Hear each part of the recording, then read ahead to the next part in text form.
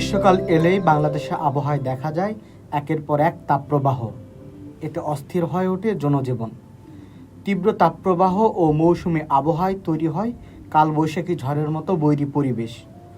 আর এতে সবচেয়ে চিন্তার বিষয় বজ্রপাত। বাংলা ক্যালেন্ডারের চৈত্র থেকে আষাঢ় মাসকে বজ্রপাতের সময়কাল হিসেবে ধরা হয়।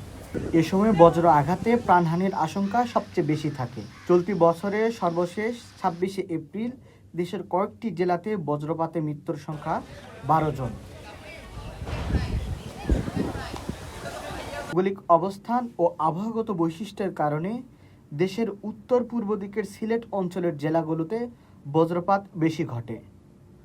আবহাওয়া অফিসের তথ্য মতে গত এক দশকে সুনামগঞ্জ জেলার জামালগঞ্জ উপজেলায় বজ্রপাতে সবচেয়ে বেশি প্রাণহানি ঘটেছে।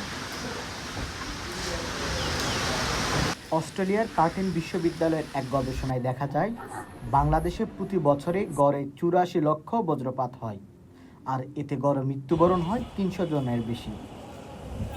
আবহাওয়া অফিসের গত 5 বছরের তথ্য বিশ্লেষণে দেখা যায় 2021 সালে প্রাণহানি হয় 363 জন, 2022 সালে 337 জন, 2023 সালে 322 জন, 2024 সালে 271 জন এবং 2025 সালে 173 জন, যা গত এক দশকের সর্বনিম্ন মৃত্যুহার।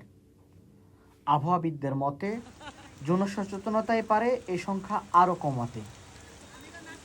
ইতিমধ্যে সরকার 2016 সাল থেকে বজ্রপাতকে একটা দুর্যোগ হিসেবে ঘোষণা করেছে এবং এই বজ্রপাতে প্রায় প্রতি বছরই 250 থেকে 350 জন লোকের মতো হতাহতের মতো ঘটনা ঘটে।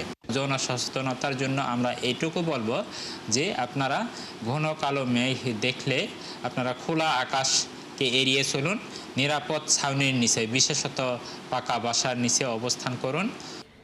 দেশে বজ্রপাতে উদ্বেগজনক হারে মৃত্যুর সংখ্যা বাড়লে 2016 সালে বাংলাদেশ সরকার বজ্রপাতকে জাতীয় দুর্যোগ হিসেবে ঘোষণা করে।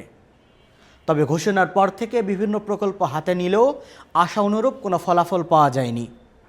বিশেষজ্ঞরা বলছেন অতিরিক্ত প্রকল্প নয়, জনসচেতনতা এবং আশ্রয়কেন্দ্র স্থাপনের মাধ্যমেই এর প্রাণহানির সংখ্যা কমানো যাবে। মাহফুজুর রহমান, ঢাকা।